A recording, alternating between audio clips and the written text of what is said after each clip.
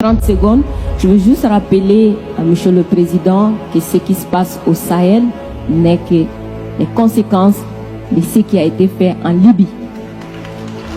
Cette intervention en Libye où vous avez oublié, quand je parle de vous, je ne parle pas de votre personne, je parle de votre position.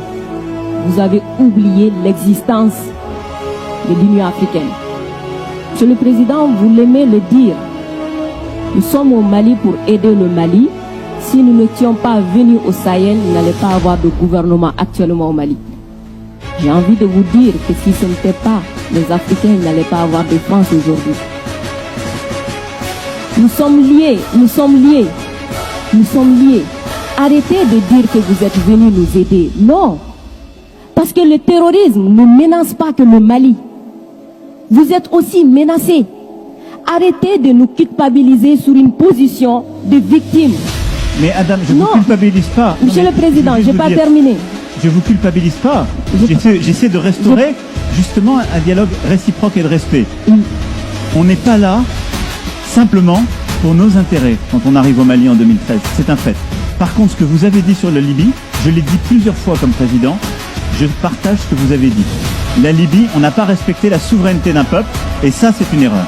D'accord, merci d'avoir reconnu ça. Et si vous reconnaissez ça, vous allez voir que ce qui se passe au Sahel n'est que les conséquences de cette intervention.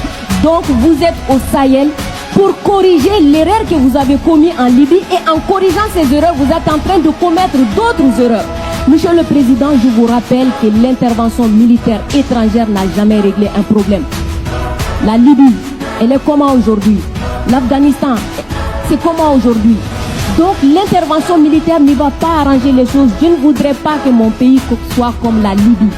Prenez votre responsabilité et surtout arrêtez de dire que nous sommes là pour vous aider. Non, vous n'êtes pas là pour nous aider. On est ensemble. On a un ennemi commun.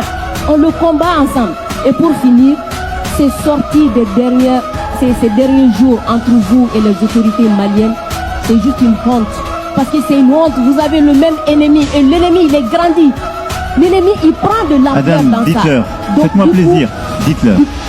Du coup, arrêtez ça, arrêtez ce discours paternaliste, dire que nous allons vous aider, non, nous n'avons pas besoin d'aide, nous avons besoin de coopération, nous avons besoin de partenariat et nous sommes liés par l'histoire, mais nous sommes liés par les enjeux, nous sommes liés par les défis.